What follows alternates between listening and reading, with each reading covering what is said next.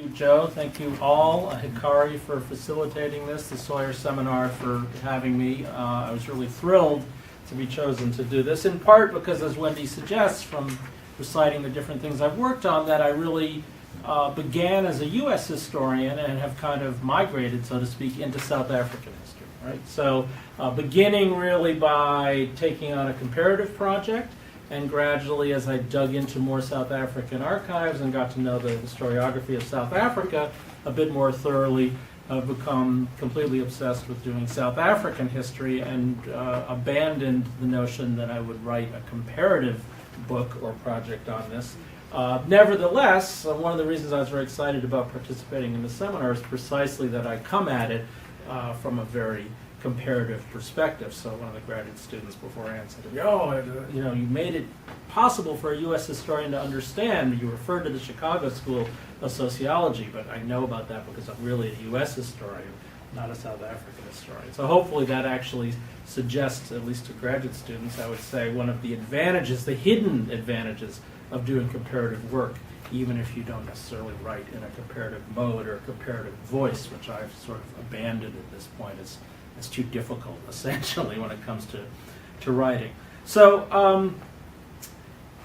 as I understand it, I'll talk for about 15 minutes, kind of give you an outline of the paper, assuming most of you have read it, and build a bit on what Wendy said about the issues that I'm trying to dig into with this particular paper, which is part of a larger project, essentially, on the making of the industrial working class in South Africa under apartheid. So from 1948, when the Nationalist Party comes into power and institutes a battery of laws and tightens up the existing ones to create apartheid through, well, a very interesting moment to be doing this, through the birth of the Congress of South African Trade Unions in 1985, and just this week, that union has now split once and for all, it looks like. So it's a very interesting moment to be addressing this. And my larger project about the 1970s and the trade union movement in South Africa in the 1970s suggests that some of the origins of that split, that is the notion of a more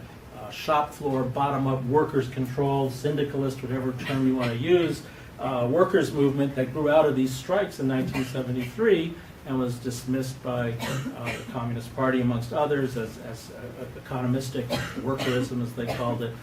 That's sort of the return of the repressed, is what's going on in South Africa right now. So the larger project is kind of exploring the deep roots of the trade union movement, the African trade union movement in South Africa. Now, the immediate impulse for this particular paper was twofold. First, as Wendy suggested, my own desire to try and figure out in these 1973 strikes, which really I am convinced were as important an event in terms of South African liberation as the Soweto riots 3 years later, but tend to be, if not buried, given second-class status in the liberation narrative, I think, because of the Soweto explosion in 1976. Certainly in the case of the United States, right? Most Americans, to the degree that Americans became aware of South Africa in the late 1970s, it was because of Soweto and the killing of Steve Biko, not because of the Durban strikes, which had happened 3 years before, although black workers in the United States were well aware of it. So I was a little frustrated as I dug into and tried to understand these strikes that I really couldn't find good sources to indicate who was engaged in these strikes, which sectors of the African working class, or Indian working class for that matter, because Durban in particular had Indian as well as African workers. Were these skilled or unskilled workers? Were they Africans? Were they Indians? Were they new recruits into the industrial working class, or long-standing workers? Were they migrants or settled? Were they peasants or proletarians? Where did they live? Were they men? Were they women? Well, you can get some broad answers to these questions, but not the kind of detailed answers that a social historian of labor would like. And I regret to say, unfortunately, Wendy, maybe in her introduction, suggested that I might be able to answer that question. And the truth is I cannot answer that question. Maybe it's possible, but I haven't been able to so far. But that is kind of what stimulated my interest in trying to explore the nature of the working class in Durban in the 1970s.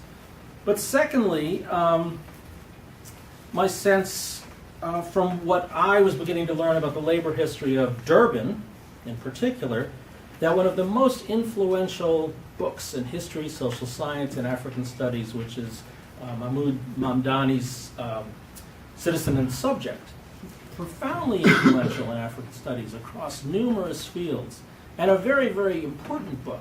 But when it came to describing the working class in Durban and the outcome of the Durban strikes, Mamdani insisted that these were quote-unquote migrant workers. And the more I learned about this, the less satisfied I was with that formulation. And it's part of a larger argument he makes that is not just about South Africa, that's about the developments in post-colonial Africa and the continuing contradiction between people whose consciousness developed under indirect rule, essentially in the countryside, under a system in which traditional authorities, chiefs, remained empowered even under the colonial state, versus those people who have been more incorporated into modernity. Right? That was a contradiction that lived beyond the end of colonialism, Mamdani argued, and in South Africa in particular, like everywhere else on the continent, part of this was to argue against what's called South African exceptionalism. In South Africa in particular, one could understand essentially the civil war that breaks out in Natal in the late 80s and early 90s, in the latest days of apartheid, and the violence as flowing from that tension or contradiction between the subjects, those people who still saw their subjecthood as being attached to traditional authorities, and the citizens, those people who embraced modernity. Peasants and proletarians might be another way of putting it, or as he says in his book, what's going on in Durban is the rural in the urban. Right? That just didn't make any sense to me, essentially. And his insistence that Durban's working class was made up of migrant labor, the rural and the urban, just might have worked in the case of the Reef, the Rand, that is the industrial area surrounding Johannesburg, and the areas that you probably heard about with the paper on Alexandra. But it didn't work very well in Durban for reasons I'll explain in a minute, because the spatial organization of the ghetto, if you will, or of segregation in Durban had very, very particular characteristics. And that spatial organization, which this paper explains, had, I think, or has a lot of explanatory power when it came to figuring out the other great question about these strikes, which was, why did they break out in Durban? Why was that the flashpoint of working class militancy and a working class uprising, essentially, in the 1970s? It's not that wages were any less in Durban. The factory owners were actually the so-called liberal English-speaking whites, not the die-hard Afrikaners. Okay? There are all sorts of reasons that you would expect this to happen in Johannesburg, but it happened in Durban. And I think the spatial organization of Durban has a lot to do with that, as the paper, I think, suggests. So initially I found some good evidence about the composition of Durban's working class, and I begin with this evidence in this small study done by this guy, R.H. Scharf, in the economics department at the University of Natal, Durban, in the mid-1970s.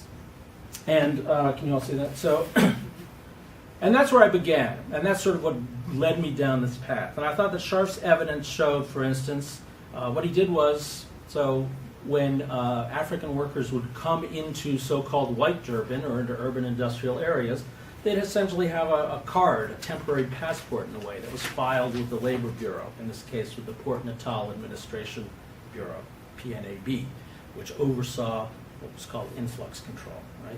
The flow of African workers into so-called white Durban. So Scharf went through 1,000 of these cards, which, and of course this is the evidence that one wants, which listed where the workers were from, where they lived, how long they had been with employer X or employer Y, et cetera, as much information as he could glean. And what he discovered was that at least 2/3 of the cards that he sampled showed that workers actually had what were called Section 10, that is residential rights to be in Durban or commuted into Durban daily. They were not what we would call classic migrant workers, which are these requisitioned workers on long-term contracts from long distance, living in hostels or in their employers' homes, in the case of women often. All right, so he discovered that almost 2/3 of these workers were what he ended up calling stabilized workers, all right, or their dependents, or open permit workers, meaning they could work anywhere they want. They weren't bound by the extremely restrictive labor contracts of apartheid. And moreover, he found that it was in manufacturing that you had the highest number of stabilized workers. Right? And it was in things like construction and service work and domestic work that you had these long-distance migrant workers. So to me, that offered a clue, a hint. All right? I didn't think it was definitive. First time I gave this paper, it was much shorter, and it was based on that evidence that you see there alone. But it gave me a hint of what I was looking for. So the first thing I looked for, of course, as you might imagine, were, well, can I find the cards that he was using? Right? I have not been able to find those, unfortunately. And I went, when I was in Durban over the summer, I went to the Port Natal Administration Bureau records, which are in the Durban Archives Repository, which is not much of an archive. You really have to kind of convince the people there to show you what you want to see. It's not very well organized.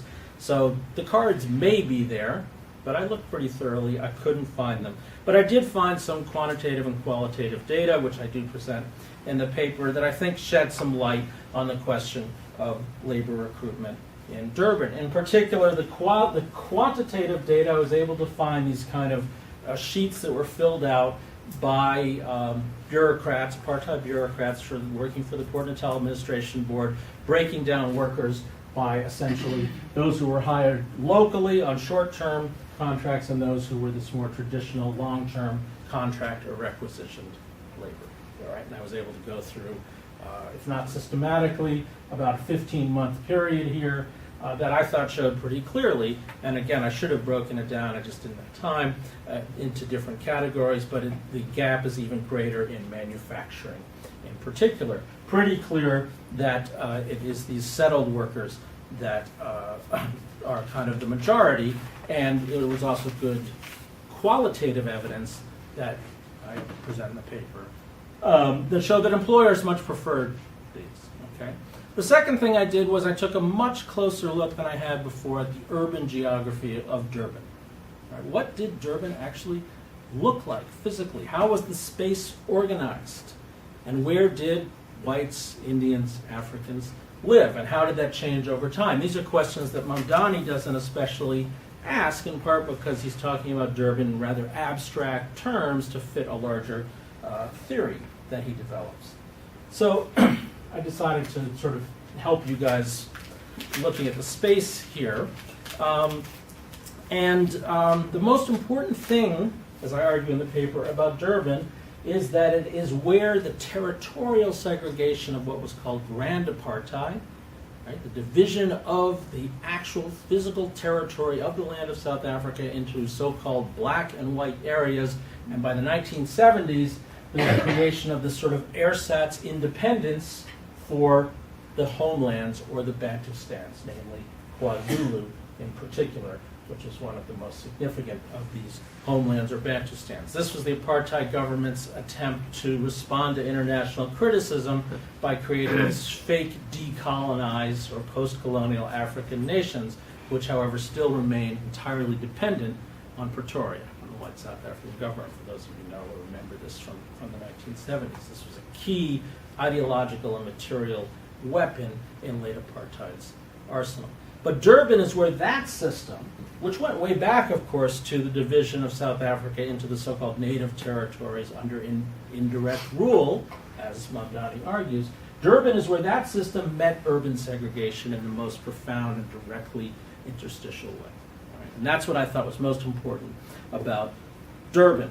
And in particular, when one looks at how that worked, and actually this is very interesting, like every South African city, I'm sure that Dawn talked about this when she gave her paper about Alexandra. Part of apartheid was removing Africans from the central white city, all right, or colored people. So in Cape Town, the destruction of District 6 and the removal of all those people out into the Cape Flats. In Johannesburg, it's the destruction of Sophiatown in the 1950s and the removal of all those people into Soweto, essentially. Why Alexandra in particular is a freehold township it remains immune to that? I actually don't know the answer to that. Maybe some of you can tell me from the earlier paper that you heard. And in Durban, it's this community of Cato Manor, right up close to the central business district, that is kind of a mixed community of Indians and Africans.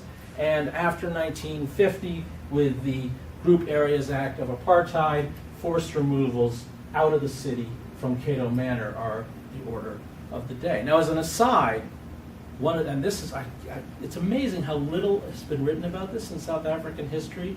And to throw a pitch for the comparative view, there's a terrible riot in Cato Manor between Indians and Zulu, between Indians and Africans, in January 1949.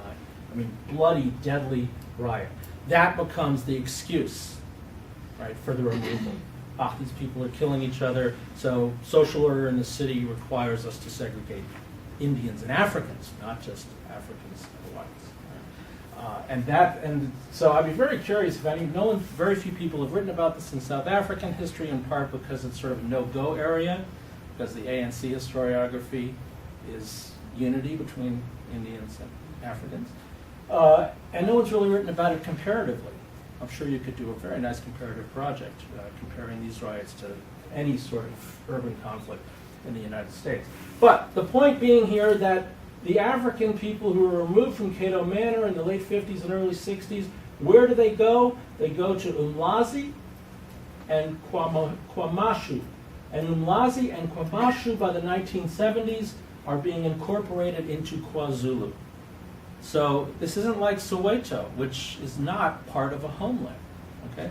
The homelands around Johannesburg are much further away. You can't commute. Some people do. There's that very famous photo essay that David Goldblatt did of Kwandebele workers commuting, 4 hours. That's how I feel today, moving from Indiana at 4 in the morning to Pittsburgh, and it takes all day to get to work, and you turn around and go back. All right, not to compare myself to that. That's rather offensive. I'm sorry, but anyway, that's a very unusual, right? And Joe Lilleveld has this incredible description of this in Move Your Shadow. But that was unusual. But Durban is different because people are commuting from the homeland into the urban industrial areas on a daily basis. This is the big urban industrial area called Jacobs, Mobene, and Isipingo. There are textile plants and chemical plants down there. You can walk there from Umlazi. All right. This is the textile complex around Pinetown. All those mills now are shut. All right. And KwaMashu and into Zuma later. And then I talk about that other community which is down here, Malukazi, which is a shack settlement. All right. These are people who live in the so-called Bantustan or homeland, but are working in white Durban. They are migrant workers, at least according to Mamdani. But of course, they're not really migrant workers. They're an urban proletariat confined to the peri-urban section of the city. So finally, I looked at that, sort of the physical space, the spatiality of segregation in Durban and its unusual features, that is, that the homeland was right up against the city and the urban industrial area. A bit like, now this occurs at a time when the apartheid state is urging what they call the border industries, where they're giving tax incentives essentially for capital to go set up factories out in the hinterland, right up against, actually one of the sort of holdovers from that are these platinum mines in the Northwest Province around Marikana, where this massive strike occurred 2 years ago. That's a border industry. It's right up against the border. In fact, the platinum holdings cross the border of what once was Bophuthatswana and the Transvaal, essentially, in that section of South Africa in the 1970s. So the third thing I did is that it turns out that Durban was this kind of, like Chicago, this urban laboratory, like Chicago in the 1920s, where there are all these social scientific studies. Actually, in some ways, the text for that is precisely the study of the strikes themselves. Durban Strike in 1973, put together by this small group of white leftists, essentially, working with Rick Turner out of the University of Natal, Durban. But a lot of them were banned in 1973. Rick Turner is assassinated in 1977. But this organization, the IIE, the Institute of Industrial Education persists and actually publishes something called the South African Labor Bulletin, which is an extraordinary source for anyone that still exists. But from the 70s and 80s, it is the go-to place to understand what's going on with South African labor history. But in addition to the IIE, you have this unit called the Center for Applied Social Science, which is headed up by this guy, Lawrence Schlemmer, who becomes a very controversial figure in the 80s because he actually throws in his lot with Buthelezi and Inkatha and the IFP. I'm not going to go into that now, but if there are questions. But essentially the Zulu nationalists on the ground in Natal, Schlemmer essentially aligns himself with them and breaks or doesn't work with his comrades on the left anymore. There's something called the Urban Foundation, which essentially is the creature of the white liberal capitalists. Oppenheimer, Anglo-American mining capital, create this thing called the Urban Foundation because they want to smooth out the rough. They want essentially to end apartheid and preserve South African capitalism. They funnel a lot of money into these institutes to study urban problems, like shack settlements. All right, so they're on the scene in the 70s. And there's the University of Natal, Durban Economics Department, which is where this guy Scharf is. So all of these people are creating these sociological studies, which will be familiar to anyone doing U.S. urban history, where they go out into these communities, they do field studies, they interview people, they count how many people live in dwellings, they figure out where people are from, how long they've lived, whether they commute or not, and so forth and so on. And these turned out to be a really invaluable source for trying to recreate the situation. All right. And what I concluded from going through these sources were the following, and I think that's pretty obvious from the paper. In the Durban metropolitan area, the African working class, for the most part in these communities, had a pretty even sex ratio. Right? It wasn't 2-to-1 or 3-to-1 male, which is the typical migrant labor community. It was an even sex ratio. All right? Many of the people living in these communities were there permanently. They weren't oscillating back to the countryside. They were in these communities, for all intents and purposes, living in Durban, even if they resided in the homeland, technically. They did not live in hostels. I give you the numbers.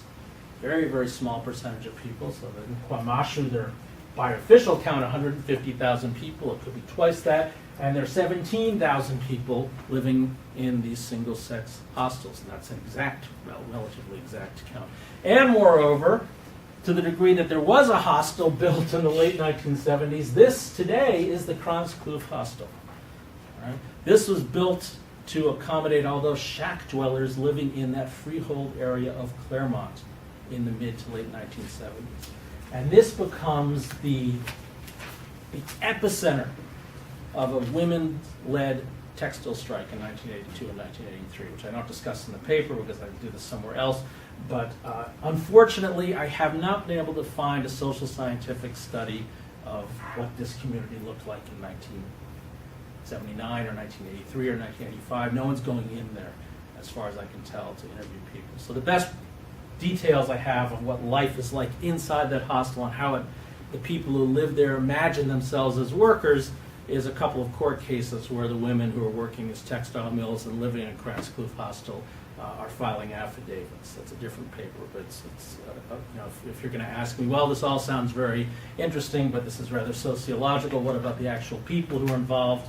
Different paper, but the people who were involved in some strikes 10 years after the Durban strikes lived in this community, and it's still there. Most of the people living in these communities maintained families and family structures. They went to school, they had libraries, they were literate. I found some interesting studies that showed, I'll give you the numbers, the degree to which people want libraries. And if they are living in the Bantustan, they are nevertheless commuting into Durban on a daily basis.